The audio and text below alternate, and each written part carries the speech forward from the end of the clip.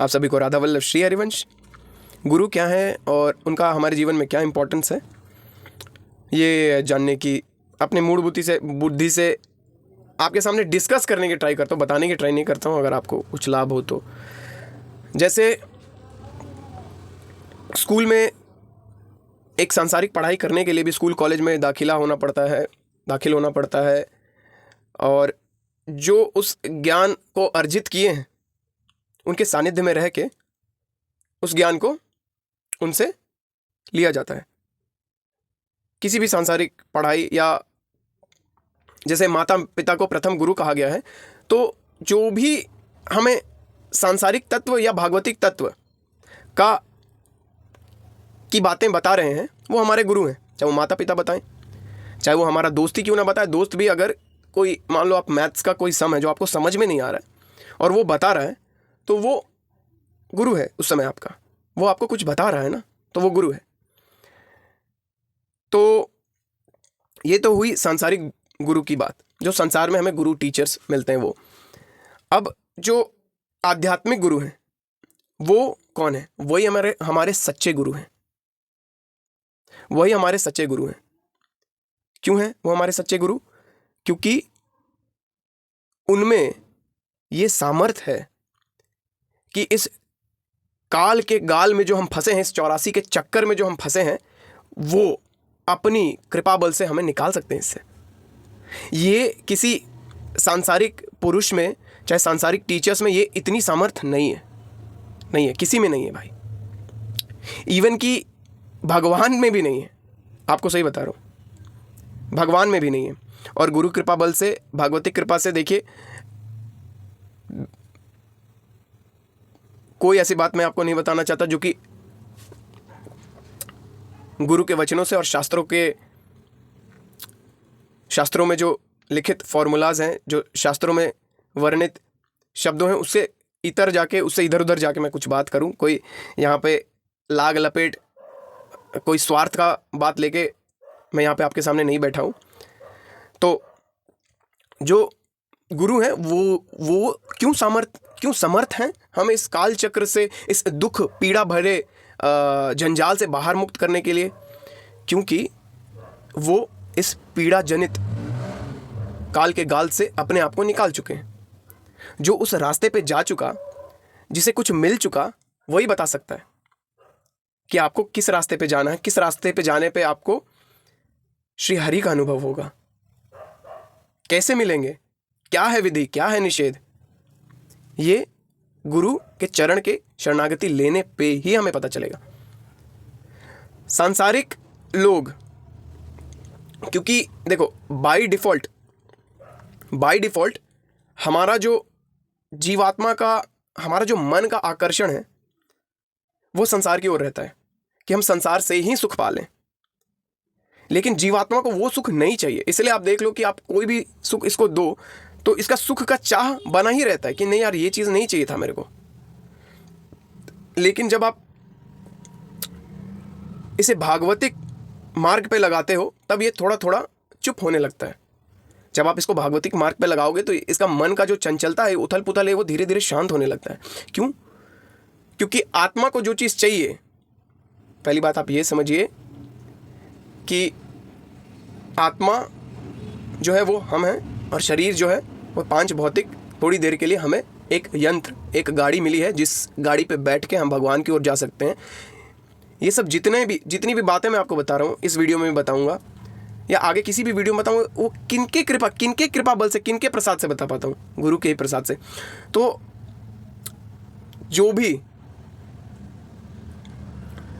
भागवतिक knowledge हमें मिलेगा, जो भी भगवान के बारे में जो भी बातें हमें पता चलेंगी, वो गुरु बताएंगे। गुरु के सिवा और कोई नहीं बता सकता। माँ बाप नहीं बता सकते, स्कूल के टीचर्स नहीं बता सकते, कोई फ्रेंड नहीं बता सकता आपका, कोई सुहृद जो आपके फैमिली मेम्बर्स है वो नहीं बता सकते, जब तक कि वो भगवत शरणागति, वो भगवान को पा नहीं लिया, भगवान के प्रेम को जो नहीं पा लिया।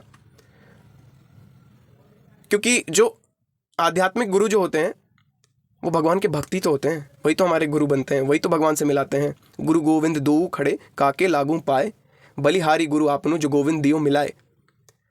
कबीर साहब क्या कह रहे हैं कि गुरु और गोविंद दोनों खड़े हैं, लेकिन हम पहले किनको प्रणाम करें? पहले हम गुरु को प्रणाम करेंगे, क्योंकि गुरु नहीं होते तो भगवान नहीं मिल पाते हमें। और भगवान का ये विधान है, भगवान का ये विधान है। आप ये मत समझो कि आप भगवान को डायरेक्टली पालोगे, नहीं पा सकता भाई, कोई नहीं पा सकता। और किसी को चाहिए भी क्यों भाई? संसार से तो क्षणिक आनंद मिल ही रहा है। आनंद के रूप में चमेटा, थप्पड़ और लात, जूता, घूसा, अनेक प्रकार के दुख कलेश भी मिल रहे हैं, उनसे हमें कोई मतलब नहीं है। लेकिन मोह जनित जो सुख है हल्का सा, जैसे एक माँ बूढ़ी हो जाए और उसका बेटा उसको एक रत्ती का भी, उसका बेटा का उस माँ के प्रति मोह ना रहे, तो उस माँ की जो दुर्गति होती है, प्रतिपल मरती है, प्रतिपल दुख को भोगती है, लेकिन अपने बेटे के प्रति उसका मोह कम नहीं होता, मोह कम नहीं होता, जिसके कारण उसको दुख भोगना पड़ता है आजीवन। डांट गाली कितने तो पीट भी देते हैं अपनी माँ को, अनाथालय भेज देना, ये सब क्या है? फिर भी वो माँ उसको उस पे केस दर्ज कराने नहीं जाती। क्यों? क्योंकि मोह से बंधी है। तो भगवान तक जाने का जो रास्ता है ना, वहाँ तक ले जाने वाला हमें गुरु ही है। गुरु ही अपनी गोद में हमें बिठाकर भगवान तक लेके जा सकते हैं, और कोई दूसरा उपाय नहीं है भाई, और कोई दूसरा उपाय नहीं है। तो हम इस दुख के चक्र से निकालने में समर्थ सिर्फ और सिर्फ गुरु हैं। गुरु ही हैं जो हरि से मिला सकते हैं, गुरु ही हैं जो इस संसार के जो दुख हैं उससे हमें मुक्त कर सकते हैं। भाई आप कहीं भी जाके माथा मार लो, आजकल तो मतलब देखने को मिलता है कि यार कितना, भाई पता नहीं, पहले का तो मेरे को नहीं पता, लेकिन अभी जो देखने को मिलता है कि यार ये कर लो, रिवायर करवा रहे हैं, कोई डीएनए चेंज कर दे रहा है, कोई एक्सरसाइज से, कोई ब्रीदिंग एक्सरसाइज से पहुंचा रहा है भगवान तक, कोई हेल्थ ले लो तो खुश हो जाओगे, कोई मेरा ये कोर्स ले लो तो खुश हो जाओ। भाई ये सब पचड़ा में आप लोग मत पड़िए, मत पड़िए। ये सब कुंडली दिखाना, ये सब ग्रह नक्षत्र, कौन सा टॉक, तो ये टॉक, गैस्ट्रो टॉक, पता नहीं क्या क्या, अरे भाई सब चक्कर में मत पड़ो, मत पड़ो। कोई कहीं नहीं ले जाने वाला, अंधकार में जाके धकेल देगा।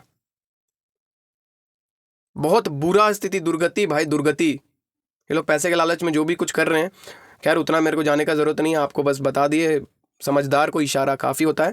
तो खैर भगवान का ये विधान है भाई कि अगर तुमको मेरे को पाना है, अगर तुमको मेरा आनंद चाहिए, तो तुमको गुरु के शरण में जाना ही पड़ेगा, और कोई दूसरा उपाय नहीं है।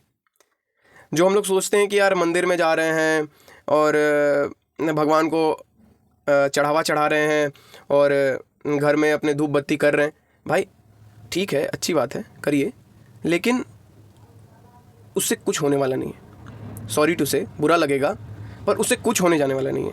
आप 1 इंच भी आगे नहीं बढ़ोगे। यहाँ पे देखिए, मैं इसलिए आपके सामने नहीं आता हूँ कि भाई कुछ भी उलझल, भाई जहाँ कुछ नहीं मिलने वाला वहाँ कुछ नहीं मिलेगा। अब भाई बुरा लगे तो मैं कुछ नहीं कर सकता, भाई वैसे नहीं मिलेगा। भगवान को पाने की, भगवान को पाने की, भगवतिक आनंद को पाने की, भगवान का दूसरा नाम है आनंद, आनंद घन। तो उस भागवतिक आनंद को, भगवान को पाने की जो विधि है, जो निषेध है, जो नियम है, जो कानून है, वो आपको गुरु ही बताएंगे, इसीलिए वो इम्पोर्टेंट है। और भगवान गीता में बोले कि लाखों करोड़ों मेरे मार्ग पे चलता है और कोई बिरला ही मुझे पा पाता है। कोई लाखों करोड़ों मेरे मार्ग पे चलने का सोचता है, उसमें से कोई 1000 चलता है, उसमें से कोई 1-2 प्राप्त कर पाता मुझे। तो ये बहुत दुर्लभ होते हैं भाई संत, और कलयुग में तो और भी दुर्लभ है। और जैसे जैसे कलयुग का प्रताप और बढ़ेगा, अभी कुछ 1000 वर्ष पूरे हुए हैं, अभी 4 लाख कुछ बाकी है, तो जैसे जैसे कलयुग और बढ़ेगा ना भाई, संत और गुरु और आपके सामने से गायब हो जाएंगे। पहले संत जो हैं वो विचरण करते थे और उनके कृपा से वो आते थे हमें, और हमारा ऐसा संस्कार था कि उनको घर में बिठाना, उनसे थोड़ा देर का सत्संग करना, तब हृदय में परिवर्तन आता था, क्योंकि जो पावर उनके हृदय में जमा है वो पावर आपको दे देते थे। लेकिन अभी वैसा नहीं है भाई, कहाँ संत आते हैं, कहाँ विचरण करते हैं। अब विचरण करते हैं तो उनको पीट दिया जाता है, मार दिया जाता है, बच्चा चोर, तो ढोंगी बता दिया जाता है। और एक चीज़ से बड़ा मेरे को टेंशन है कि कुछ लोग हमारे प्रिय संतों, गुरुजनों को जिनके भगवान भगवान जिनके बलिहारी हो रहे हैं कि नहीं भाई, मेरे को मत मानो, पहले मेरे संतों को पहले मानो भाई। हाँ, मेरे संतों को, मेरे प्रिय संतों को, उनकी चरण की धूली मेरे ऊपर पड़े, मैं ऐसा चाहता हूं।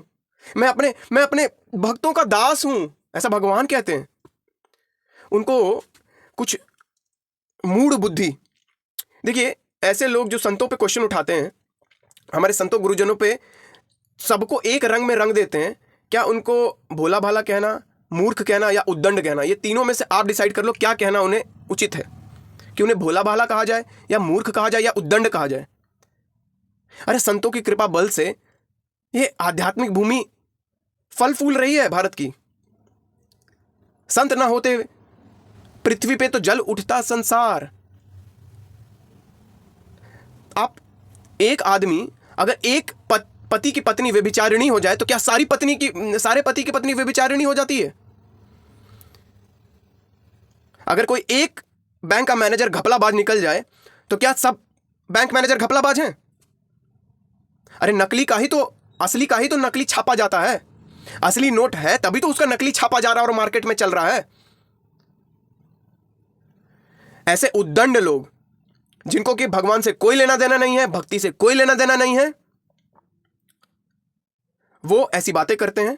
वो हमारे प्रिय, अति प्रिय, भगवान से भी ज्यादा प्रिय संतों पे उंगली उठाते हैं। अरे तुम्हें पता है, तुमको पता है क्या होता है भागवतिक आनंद? भगवत मार्ग पे चलना कितना कठिन है, उसको सहज रूप से प्रदान करते हैं। उस गूढ़ ज्ञान को, उस वेद शास्त्र जो पढ़ने की, जो कभी तुमने खोलने की हिम्मत नहीं की, नहीं तुम्हें हिम्मत है, आजीवन बीत जाएगा लेकिन तुम कभी खोलोगे नहीं, उसको सरल भाषा में तुम्हारे सामने प्रस्तुत करते हैं। उन पे तुम बोलते हो कि वो ढोंगी होते हैं, पाखंडी होते हैं, और तुम बड़े भक्त बनते हो।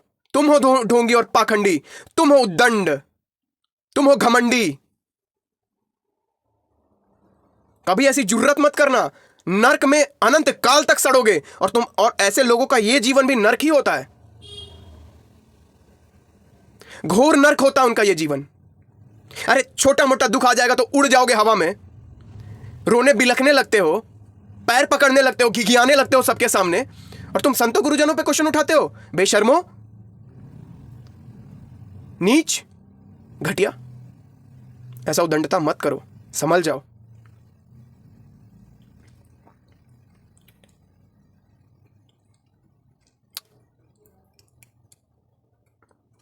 तो खैर, हमारे जो भी दुख है, हमारे दुख से कोई दुखी नहीं है इस संसार में भाई। और अगर कोई दुखी है भी और हमारा दुख दूर भी करना चाहता है सच्चे हृदय से, तो कर नहीं सकता, समर्थ नहीं है। गुरु समर्थ है, हरि और गुरु समर्थ हैं। वो आपके हर एक क्लेश, टेंशन, दुख, डिप्रेशन, एंग्जाइटी को दूर करने में समर्थ है, और वही कर सकते हैं। इसीलिए गुरु जरूरी है। और बिना गुरु के कोई भक्ति नहीं, कोई भक्ति नहीं, वो कोई भक्ति नहीं है भाई। बिना गुरु के कोई हरि नहीं मिलते, बिना गुरु के कोई भागवतिक आनंद नहीं मिलता। वो सिर्फ और सिर्फ शरीर का फिजिकल ड्रिल है, एक शरीर रूपी, शरीर से बस क्रिया कर रहे हैं भाई। भगवान को आपके शरीर से कोई लेना देना नहीं है, भगवान को आपके मन से लेना देना है। मन का समर्पण होना चाहिए भगवान में। मन का समर्पण कराने में आप समर्थ नहीं हो, आप नहीं करा सकते। अरे छोटा छोटा विषय वासना तो आप छोड़ नहीं पाते हो, सुबह तो आपसे उठा नहीं जाता है। हाँ, तरह तरह की रचना की आपके मेरे जैसे लोगों की क्या औकात है भाई? छोटे छोटे लड्डू पेड़ा में बिक रहे हैं, थोड़ा धन दिख गया, थोड़ा लालच दिख गया तो बह दिए। क्या औकात है हमारी? जो समर्थ गुरु है, यही हमारे हृदय के सारे काले कालिक को दूर करने में समर्थ होते हैं। वो काले कालिक अपने हाथ से साफ करते हैं, वो साफ सुथरे हैं, लेकिन आपके लिए अपने आप को गंदा करते हैं। संसार में आते हैं, उनको संसार से कोई लेना देना नहीं है, उनके पास समर्थ भगवान है। अरे अनंत कोटि ब्रह्मांड नायक को जो देने वाला है, उसको तुम लोग ऐसे बोलते हो यार? शर्म करो यार, शर्म करो। तुमको नहीं पता है तो तुम दूसरे के आस्था पे ऐसे चोट पहुंचाते हो। अरे जिसने संतों की, गुरुजनों का आदर नहीं किया, तुमको क्या लगता है कि भगवान तुम्हारा आदर करेंगे, भगवान तुमको मिलेंगे? अरे कोटि जन्म तक सड़ोगे नरक में, कोई बचाने वाला नहीं होगा भाई। और तुम मरोगे तो क्या तुमको लगता है कि तुम्हारे बाल बच्चे तुम्हारे पीछे रोएंगे? अरे 1 घंटा भी नहीं रोएगा कोई, और रो भी देगा तो तुमको बचा लेगा क्या नरक जाने से? भगवान के सबसे प्रिय हैं उनके भक्त, और भक्ति हमारे गुरु होते हैं, भक्ति संत ही होते हैं, भगवान के वो सर्वस्व के प्रेमी। संत गुरुजन भगवान के हृदय में बसते हैं, हृदय में। अपना मान टले टल जाए, भक्त का मान न टलते देखा। भक्त प्रहलाद की आप कहानी जानते हो ना, आपको तो बस कथा कहानी लगता है, सब फाड़ दिए ना, वैसे फाड़ डालेंगे आपको, प्रत्यक्ष में फाड़ डालेंगे। आप समझ जाओ, आप लोग समझ जाओ, जो गुरुजनों पे टीका टिप्पणी करते हो और सोचते हो कि भाई हम बहुत कूल हैं, हम तो सब जानते हैं। अरे तुम सिर्फ और सिर्फ अपने अहंकार को जानते हो और सिर्फ और सिर्फ अपने अहंकार को पोषित किए हो अभी तक, अहंकारी जीव। तो गुरु इसलिए हमारे जीवन में जरूरी है भाई। वही हमें सतमार्ग पे लगा सकते हैं, वही हमें सत्य की ओर ले जा सकते हैं। तो ये गुरु का इंपॉर्टेंस है भाई, जिनको कि आजकल लोग ढोंगी बोल रहे हैं। देखिए आप लोग मत बोलिए, आप लोग मत बोलिए, आप लोग अच्छे लोग हैं, हमको पता है। आप लोग को भगवान चाहिए, आप लोग को आनंद चाहिए, आप लोग को सही आनंद चाहिए। ऐसी शुभकामना के साथ इस वीडियो को यहीं खत्म करते हैं। आप सभी को राधा वल्लभ श्री हरिवंश, श्री राधा वल्लभो जयति। जय जय श्री राधे।